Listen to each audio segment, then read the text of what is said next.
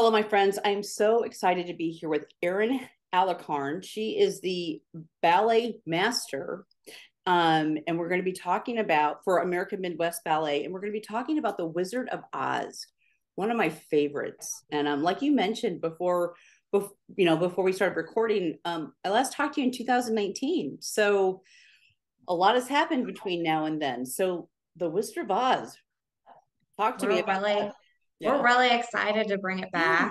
back. It premiered in 2019, as you said. Yeah. And so 4 years later, we've got several new dancers. And so I'm so excited to see them step into these new roles and share it again with Omaha audiences. Yeah, I remember that was a big thing, and I was so excited. So with everything, so this is the first in person. Did you do it not in person the last year, or it's just been We did do it in person the last time at the Orpheum Theater. So okay? this year, we're excited to bring it to our Hoff stage, our new Okay, home. We have not performed The Wizard of Oz here at the Hoff Family Arts and Culture Center. So we're excited very, that this stage will get to see the show. very, very exciting. So, what inspired you to choreograph a ballet version of the Wizard of Oz? Because yeah, the choreographer. I mean, talk about first being a choreographer, and then kind of what inspired you. So the choreographer is the person who's in charge of creating all the steps for the ballet. So they help tell the story, tell the narrative to the audience through the steps that they choose. And so I was first inspired when I was about 5 years old. The very first ballet I was ever in was The Wizard of Oz, and I loved it so much. I've always wanted to make my own version. And so I told Erica in 2013, and 6 years later, it finally turned Wow. into a production. And so I'm really just so excited and grateful for her that we are bringing it back this year. So let's talk a little bit about so you had this idea in 2013, and then Yes, it came to fruition in 2019. yes. When did you actually like start on the choreography? Because you might have had the idea, and then I don't know if a few years passed, and then all of a sudden you got the go ahead, because there has to take some time, or that might have already been in your head, and then you're getting people involved in the process. Yes, so it was a slow process. I had to find the music for the ballet, and that happened several times throughout the last, the 6 years it took to create the Mm-hmm. ballet. The very first piece of music that I fell in love with was Dance Macabre by Sanson, and I thought it would make a great poppy scene for these evil poppies in the ballet. And so I first choreographed that, I'd say in 2014. That was the first piece of the Wow. puzzle. And then slowly, as the years went on, more pieces fell into place. That's so, I love learning about the process because it's not, I mean, there's so many pieces, and there is a timeline that can go from 6 years to 10 years. I mean, there's to get everything then to the actual production where people are sitting in their seats, and the performers are out on stage. I actually find that fascinating.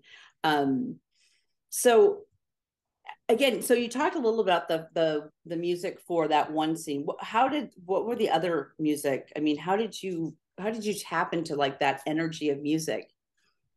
I took the backbone for our score from Johann Strauss II, has a Forgotten Cinderella ballet. And so I took that as our backbone to the score for this ballet. Mhm. And then I added onto that.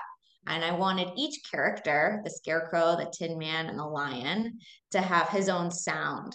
So Scarecrow has a waltz, Tin Man has a march, and then I picked a polka for our lion. And so that having everyone have their own personality helped dictate what music I chose.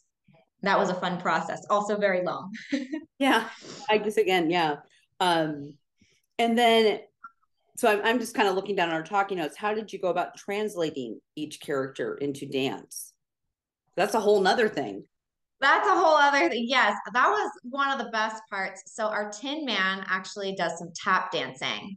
I knew I wanted tap in the show from the beginning, and I thought what an obvious choice to have the Tin Man, who would make all these sounds, actually make the sounds on Yeah. the tapper. And our lion has a little bit more contemporary movement to him. He's got more floor work. And then Scarecrow is a little jazzier. He's got some Bob Fosse in him. I love that.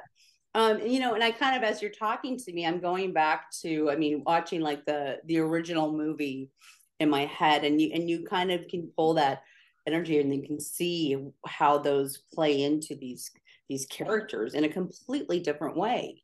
It's just such a fun story. It was great to have it, bring it into the dance world. And mhm. I'm just so excited for everybody to see the show.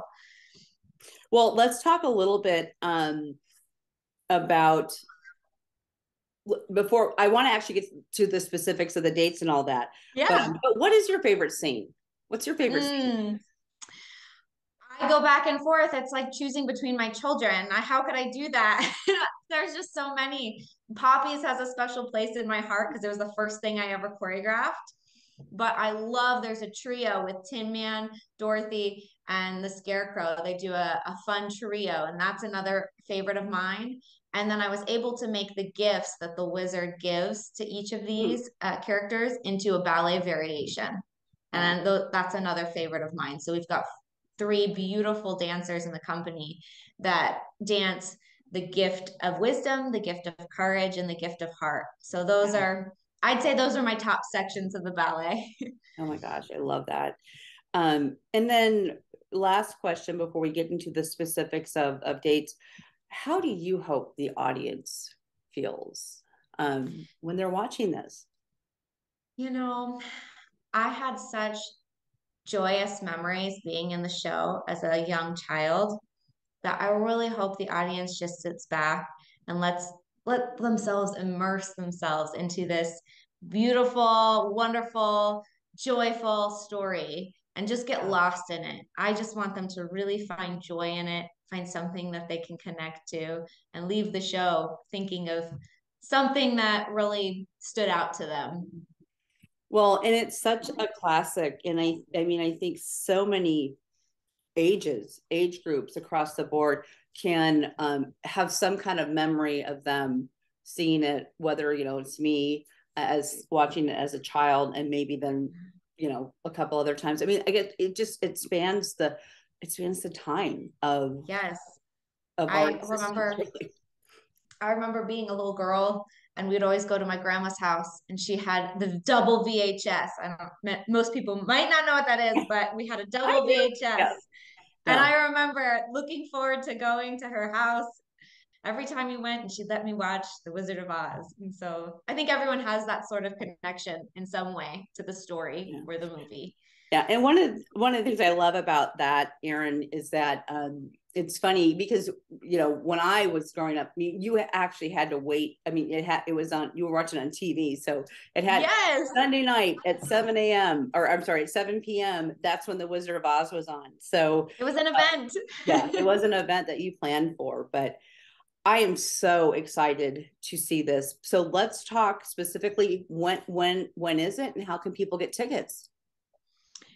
It is going to be on April 7th Okay. at the Hoff Family Arts and Culture Center. And then you can also get tickets to the Orpheum Theater, and we will be there April 13th, or we will be there May 13th and 14th, excuse me, there. And we're also going to bring it on tour. So we'll be taking it on tour Wow. to Sioux City, Iowa, and Dubuque, Iowa. But if you're in town, the best place would be to come to the Hoff April 7th, and then the Orpheum on the 13th and 14th of May.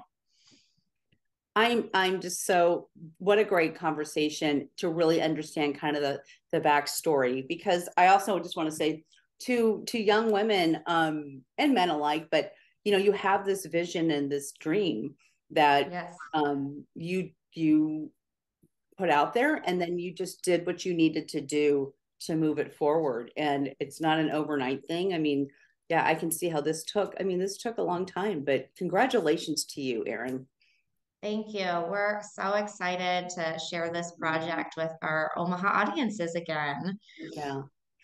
All right. Well, thank you so much. And viewers, highly recommend that you get tickets to this performance, either at the Hoff Center or at the Orpheum, or if you're in Sioux City, Dubuque, Iowa, as well. So Erin, thanks so much for joining me today. Thanks for having me. And folks, we'll be right back.